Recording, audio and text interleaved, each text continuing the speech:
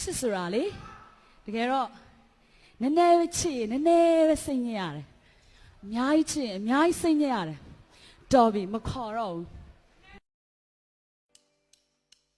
နည်းနည်းလေးချစ်